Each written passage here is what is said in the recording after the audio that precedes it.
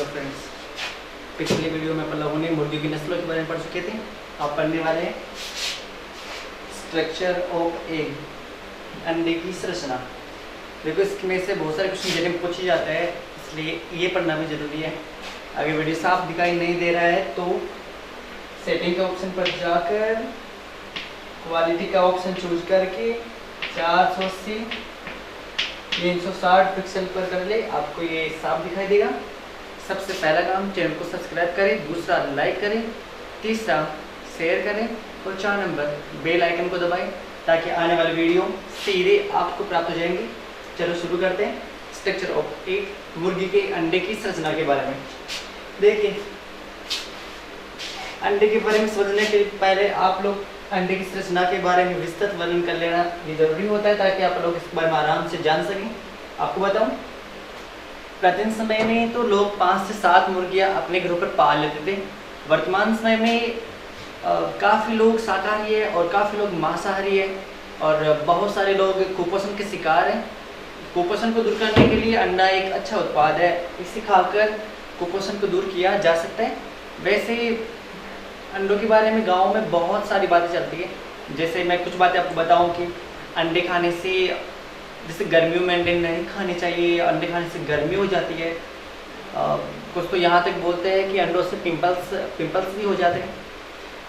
कुछ लोग बोलते हैं कि अंडे खाने से जो हार्ट के जो रोग होते हैं ना, हृदय के रोग, उनको बढ़ावा मिल जाता है। कुछ बोलते हैं कोलेस्ट्रॉल की मात्रा बढ़ जाती है। तो मैं आपको बता दूँ, इन सबका कोई प्रमाणिक आधार नहीं है। मेरे हिसाब से तो अंडे खाने चाहिए। अब रही बात मेरी, तो मैं तो खाता हूँ भाई, आप भी खाया करो अंडे। लेकिन गांव में क्या होता है, गांव में जिससे अपन लोग अंडों की बात करते हैं तो गांव में समझते भी नहीं है, अभी थोड़े बहुत अंडों को मांसाहारी मानते हैं। लेकिन मैं आपको बता दूँ, ये पढ़ने के बाद में आप लोग अंडे खाना शुरू कर दोगे, क्योंकि मैं आपको शाकाहारी और मांसाहारी अंडों के बारे में अच्छे से समझा दूँगा, जिससे आप लोग भी अंडे खाकर कुपोषण को दूर करके स्ट्रॉन्ग आदमी बन सकते हो। तो अंडे खाने चाहिए। चलो शुरू करते हैं, बता दूंगा कौन सा शाकाहारी है और कौन सा मांसाहारी है। सबसे पहले देखिए, मुर्गी 25 घंटे में 1 अंडा देती है। आप समझते जाइए फटाफट। मैंने कहा है ना, ये पढ़ने के बाद में आप अंडे खाना शुरू कर दोगे, स्ट्रॉन्ग बॉडी बनाओगे, कुपोषण के शिकार नहीं होगे। तो देखिए, मुर्गी 25 घंटे में 1 अंडा देती है। शर्त यह है कि आप लोग मुर्गी को खिला क्या रहे हो। अच्छा कैल्शियम युक्त खाना खिलाने पर मुर्गी 25 घंटे में 1 अंडा दे देती है। और जो अंडे वो देती है ना, वो अंडे 57 ग्राम से लेकर 60 ग्राम तक के हो सकते हैं। लेकिन अगर आपसे पूछा जाए कि एक अंडे का औसत वजन कितना होता है, तो एक अंडे का औसत वजन 57.5 से 58 ग्राम होता है। कितना होता है? 57.5 से 58 ग्राम एक अंडे का औसत वजन होता है। ये अंडे बहुत अच्छे सेने के भी काम में ले लिए जाते हैं। और उन अंडों का जो हल्का पीला रंग होता है वो होता है जेंटोफिल के कारण। मुर्गी के अंडों का हल्का पीलापन किससे होता है? जेंटोफिल से। और मैंने आपको पिछले वीडियो में बताया भी था कि वह मुर्गी की कौन सी नस्ल है जिसके अंडों का रंग ब्राउन या डार्क ब्राउन होता है। तो वो कौन सी थी? रोड आइलैंड रेड, जो दुनिया की सबसे अच्छी डीप फ्रोजन नस्ल थी। तो इनके अंडों का रंग हल्का जो पीला होता है वो जेंटोफिल से होता है। जो 57.5 ग्राम जो होता है, 58 ग्राम जो अंडे का औसत वजन होता है, उसके अंदर 34 ग्राम स्वेतक होता है और 18 ग्राम पीतक होता है। जानते हो क्या स्वेतक पीतक? बिल्कुल समय समझाएंगे। अभी तो आप याद करो कि स्वेतक होता है 34 ग्राम और पीतक होता है 18 ग्राम। इसका अगर आप लोग, मैंने आपको बताया गांव में बहुत सारी बातें चलती है, अंडे खाने से ये होता है, अंडे खाने से वो होता है। ऐसा कुछ नहीं होता अंडे खाने से। अंडे खाने से शरीर में ताकत आती है। क्या क्या मिलता है अंडों से बता दूं। एक अंडा 100% का होना, 100% का एक अंडा मान लेते हैं अपन लोग ना, अंडे को पूरा 100% मानते हैं। उसमें क्या क्या होता है? उसमें 66.5% तो जल होता है उस अंडे में। कितना? 66.5% वजन का तो उसमें जल होता है। 11.5 से 11.8% क्या होता है? उसमें प्रोटीन होता है। 11% वसा फेट होता है। और सबसे अच्छी बात, 10.5% क्या होता है? खनिज लवण होता है। खनिज लवणों में बात की जाए तो खनिज लवणों में फॉस्फोरस होता है, कैल्शियम होता है, फेरस होता है। ये पर्याप्त मात्रा में होता है। फॉस्फोरस, कैल्शियम और फेरस हड्डियों को ताकतवर बनाने के लिए इनको काम में लिया जाता है। देखा हुआ कई बार किसी की हड्डियां बड़े टूट जाती है, अंडे पिलाते हैं ताकि उनकी हड्डियां जल्दी से तैयार हो जाए। तो फॉस्फोरस, कैल्शियम, फेरस। विटामिनों में बात की जाए तो विटामिन ए, विटामिन डी और विटामिन बी भी प्रमुख रूप से पाई जाती है। मैं आपको बताऊं, मेन तौर पर ना अंडे को इन खनिज लवणों के लिए खाया जाता है ताकि ये खनिज लवण काफी मुश्किल ये अंडे में पर्याप्त रूप से होता है, इसलिए अंडे को ये प्राप्त करने के लिए अंडे को खाया जाता है। आपको बताओ, एक अंडे से 80 किलो कैलोरी ऊर्जा मिल जाती है। एक अंडे से 80 किलो कैलोरी ऊर्जा मिल जाती है, जो एक गेहूं की चपाती से थोड़ी सी अधिक है। गेहूं की चपाती से थोड़ी सी है, बस गेहूं की चपाती के बराबर मान लो आप लोग, इतनी ही ऊर्जा मिलती है एक अंडे से। एक आदमी को एक साल में, प्रत्येक वर्ष में स्वस्थ रहना होता है ना, तो उसे मिनिमम कितने अंडे खाने चाहिए? 75 अंडे खाने चाहिए एक साल में। ये आदमी को स्वस्थ रहने के लिए आपका बताया गया है कि एक आदमी स्वस्थ तभी रह पाएगा, कुपोषण से तभी ही बच पाएगा जब वो 365 दिन के अंदर कितने अंडे खाएगा? 75 खाएगा। लेकिन अगर भारत के मनुष्यों की बात की जाए कि भारत के मनुष्य एक साल में कितने अंडे खाते हैं, सबका अगर औसत निकाला जाए तो सब अच्छा है 79 अंडे खाते हैं भारत के। और जबकि राजस्थान की बात करें तो राजस्थान के ओनली 22 ये खाते हैं। अब आपको बता दूं, अब आप बोलोगे हम तो अंडे खाते ही नहीं, फिर कौन खाता है? ये भारत में कौन खाता है? 79 हम तो खाते ही नहीं है। तो मैं बताऊं, आप चाहे से खाओ चाहे से ना खाओ, गिनती में तो आओगे। जब सबका निकालते हैं उससे आंकड़ा, तो उनमें सारी जनसंख्या आती है, पूरे 130 करोड़ हिंदुस्तानी आते हैं, सबको ऐसे अंडे आराम से मिल जाएंगे, इतने खाते हैं तो ठीक है, एक कुपोषण कम ही होंगे। अच्छा बड़ा हुआ, काफी अच्छी मात्रा है 79 अंडों की। अब तुम खाओ या ना चाहो इससे कोई मतलब नहीं है, पर बाकी सबका निकालिए, इसलिए खाओ, मेरे हिसाब से तो खाना चाहिए। घर वालों को तो बताना, पर खाना चाहिए, ये अच्छी बात है। ये बढ़िया मिल जाएंगे आप लोग, खनिज लवण में बताया अभी बहुत सारे मिल जाएंगे। आगे बढ़ते हैं, देखो अंडे के बारे में। जो आपको डायग्राम दिख रहा है अंडे का, तो ये देखिए 57.5 से 58 ग्राम का है। इसमें बात की जाए सबसे पहले देखो, अंडे के जो बाहर की ओर ये जो कवच पाया जाता है, ये देखो आपको जो बाहर का दिख रहा है ना, इसे कवच बोलते हैं, वॉल, इसे कवच बोलते हैं, इसे छिलका भी कहा जाता है। यह किसका बना होता है पता है होगा तुम्हें? यह कैल्शियम कार्बोनेट का बना होता है और 94% में से 94% यह कैल्शियम कार्बोनेट का बना रहता है। इस कवच के ऊपर की ओर, जो मैंने आपकी धारे से दिखा रखी है, ये आपको वैसे दिखाई नहीं देगी अंडे में, माइक्रोस्कोप से दिखाई देगी, मैं तो आपको दिखाने के बता रहा हूँ। ये स्पोर होते हैं अंडे की छिलके ऊपर, कवच के ऊपर जो छेद होते हैं, स्पोर छिद्र होते हैं, ये अंडे पर 600 से 800 पाए जाते हैं। पूछ ले कि अंडे पर कितने गोल छिद्र पाए जाते हैं? 600 से 800। वो बड़े माइक्रो होते हैं, उनको माइक्रोस्कोप से देखा जाता है। वो क्या करते हैं? वो अंडे में गैसों का आदान प्रदान करते हैं, गैसों का विनिमय करते हैं। ये कार्बोनेट, कैल्शियम कार्बोनेट के ऊपर, इसके ऊपर पाए जाते हैं, जो कवच के ऊपर रहते हैं, गैसों का विनिमय करते हैं। 600 से 800 होते हैं। इसके बाद की बात करें, देखो ये वाली, ये मेम्ब्रेन है, ये झिल्लियां हैं। अंडे में दो प्रकार की झिल्लियां होती है, एक तो होती है ये बाह्य झिल्ली और एक होती है आंतरिक झिल्ली। एक्सटर्नल मेम्ब्रेन और इंटरनल मेम्ब्रेन, ये बाहर वाली जो झिल्ली होती है ना, बाहर की, देखो कवच के जस्ट नीचे की ओर बाह्य झिल्ली होती है, जो कवच की चिपकी हुई रहती है ऊपर। बाहर वाली कवच की चिपकी हुई रहती है और अंदर वाली श्वेतक की चिपकी हुई रहती है। ये झिल्लियां ऊपर वाली ऊपर की ओर, नीचे वाली नीचे की ओर। इसके जस्ट नीचे की ओर यहाँ पर ये जो गाढ़ा गाढ़ा जब आपको दिख रहा है, उससे बोलते हैं श्वेतक। क्या बोलते हैं? श्वेतक। श्वेतक श्वेत रंग का होता है। यह अंडे के चारों ओर पाया जाता है, आंतरिक झिल्ली से चिपका हुआ रहता है। यह कई परतों का बना हुआ रहता है, जो क्या करता है? बाह्य आघातों से अंडे के अंदर की संरचना को सुरक्षा करता है और पोषण भी प्रदान करता है। इसके जस्ट बाद देखिए,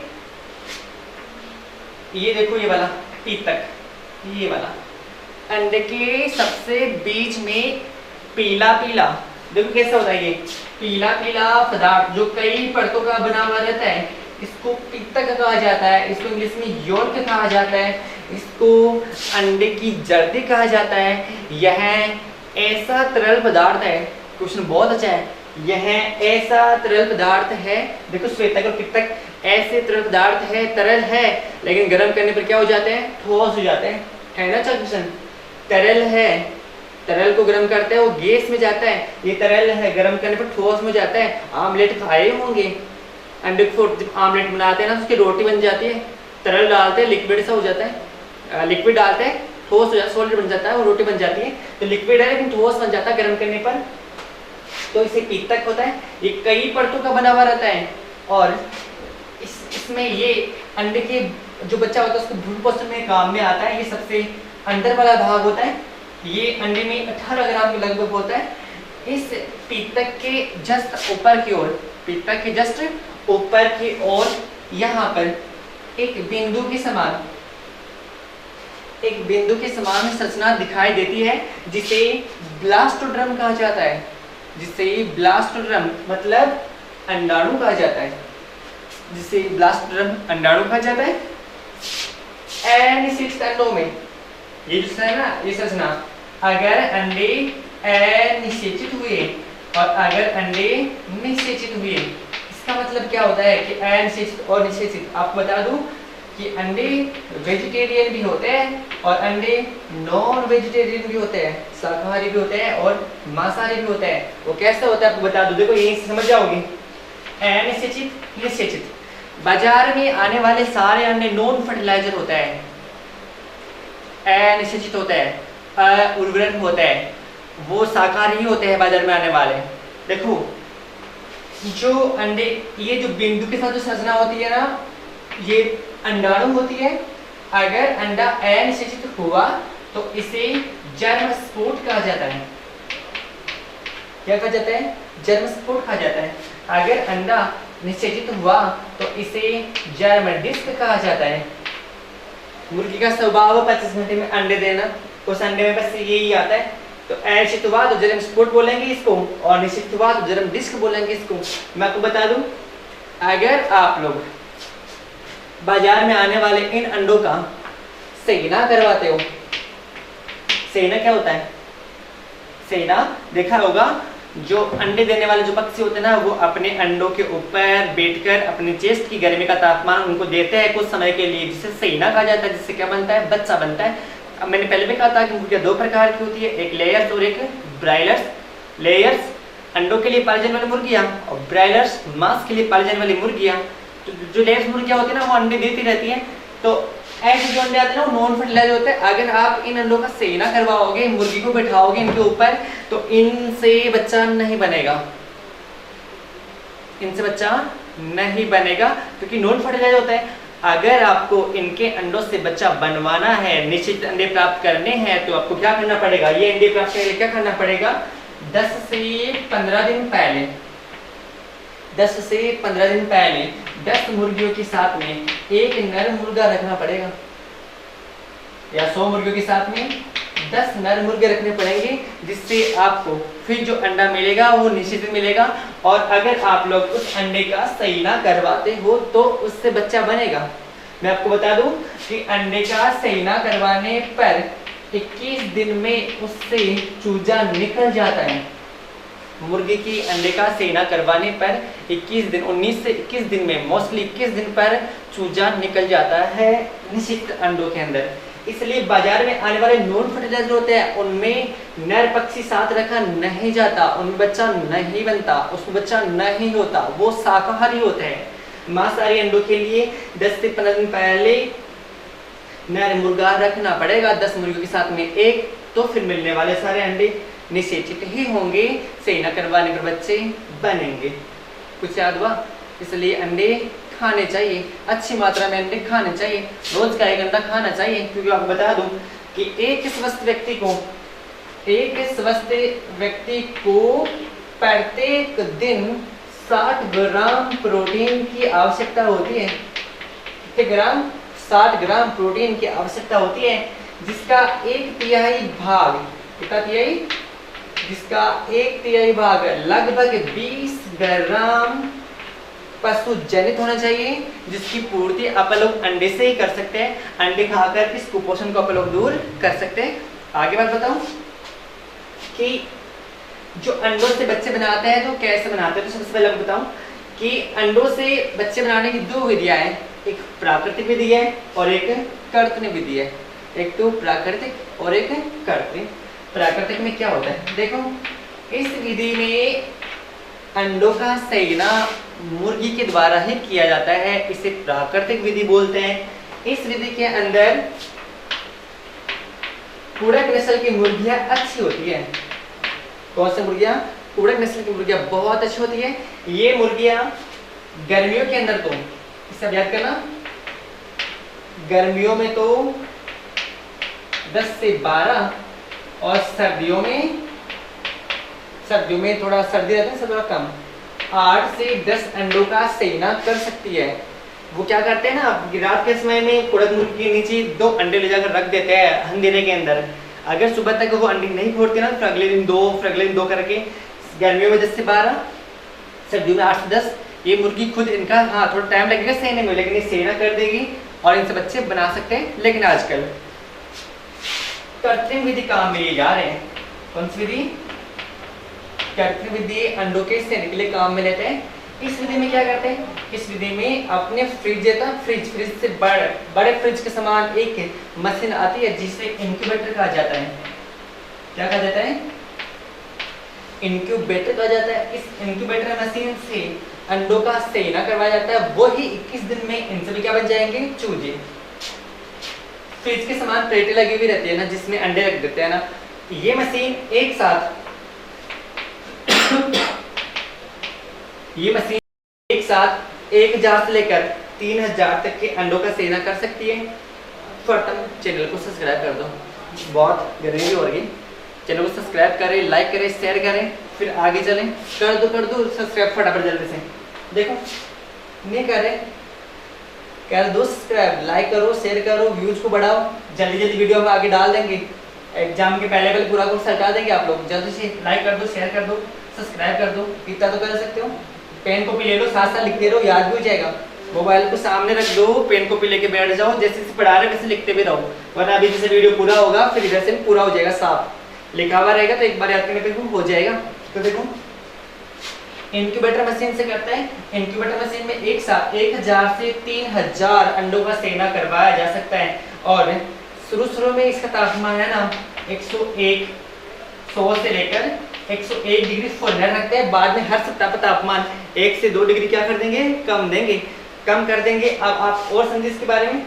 जब अंडों को सुबह शाम थोड़ा टेढ़ा मेढ़ा भी करते रहते ताकि वो नहीं चिपके नहीं। जब 7 दिन हो जाए, कितने दिन? 7 दिन हो जाए, है ना, प्रथम सप्ताह हो जाए,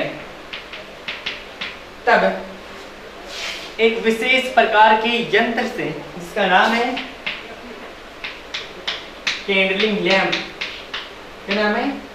कैंडलिंग लैंप से अंडों की जांच की जाती है। कैंडलिंग लैंप के ऊपर अंडों को सीधा रख दिया जाता है और उसमें जलाते, टार्च किस टाइम होता है, उसमें रोशनी जाती है, रोशनी अंडे के अंदर से निकल जाती है। जिस अंडे के अंदर काला काला या लाल कलर का धब्बा दिखाई दे, जिसमें बच्चा सूख गया हो, जिसमें कुछ रक्त के धब्बे दिखाई दिए हो, ऐसे अंडों को बाहर निकाल लिया जाता है। और जो सही अंडे अंदर से बिल्कुल बड़े अंडे हैं उनको वापस रख दिया जाता है। पहली जांच 7 दिन पे करते हैं और दूसरी जांच 14 दिन पे करते हैं। प्रथम सप्ताह पर और दूसरे सप्ताह पर इन अंडों की जांच की जाती है। किस यंत्र से? कैंडलर नामक यंत्र से इनकी जांच की जाती है। 1000 से 3000 चूजों का सेना करवा सकते हैं, जबकि प्राकृतिक विधि में कितनों का? बस कुड़क मुर्गी काम में लेते हैं। गर्मियों में 10 से 12 और सर्दियों में 8 से 10 अंडों का सेना करवाते हैं। आपको बताएं, मैंने पहले भी आपसे कहा था, वो जो ल्यूकोसिस बीमारी थी ना, ल्यूकोसिस वही एक बीमारी है जो अंडे से चूजों में फैल जाती है। जो अंडे से किसमें फैल जाती है? चूजे में फैल जाती है। ये बीमारी है एकमात्र ऐसी बीमारी है जो अंडों से चूजों में फैल जाती है। तो इंक्यूबेटर मशीन से भी कर सकते हैं और प्राकृतिक विधि से भी कर सकते हैं। अब आपको बताएं कि जब पूरे 21 दिन हो जाते हैं ना, तो 21 दिन के जस्ट बाद में 21 दिन हो जाने पर 19 से लेकर 21 दिन के अंदर उन अंडों से चूजे निकलना शुरू हो जाता है। उन चूजों को 4 सप्ताह तक एक निश्चित तापमान पर रखा जाता है, जिसको ब्रूडिंग कहा जाता है। क्या कहा जाता है?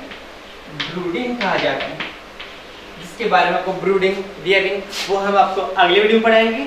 जस्ट आप कहेंगे कि उनको एक निश्चित तापमान पर रखते हैं, जिसको ब्रूडिंग कहा जाता है। ये जो चूजे होते हैं ना, इन चूजों में एक विशेष प्रकार की आदत पाई जाती है जिसको अपन बोलते हैं कैनाबोलिज्म। क्या बोलते हैं? कैनाबोलिज्म। एक विशेष प्रकार की आदत है। ये क्या होता है कैनाबोलिज्म? चूजों के द्वारा एक दूसरे को चोंच मारकर मार देना, घायल कर देना कैनाबोलिज्म कहा जाता है। इसलिए उन चूजों की चोंच को काट दिया जाता है। चूज काटने का जो यंत्र आता है उसे डीबिकर बोलते हैं। क्या बोलते हैं? चोंच काटने का यंत्र को डीबिकर बोलते हैं। ऊपर की चोंच का 4 भाग, नीचे का 8 भाग काट दिया जाता है, जिसे डीबिकर यंत्र से काट दिया जाता है। और इस क्रिया को, चोंच काटने की क्रिया को डीबिकिंग क्रिया कहा जाता है। इस क्रिया डीबिकिंग क्रिया जाता है। तो मैंने आपको अंडे के बारे में बता चुका हूँ मैं कि अंडे शाकाहारी भी होते हैं, मांसाहारी भी होते हैं। नेक्स्ट वीडियो में पढ़ने वाले हैं इसका आगे का प्रबंधन। चैनल को लाइक करें, शेयर करें और सब्सक्राइब करें। Thank you.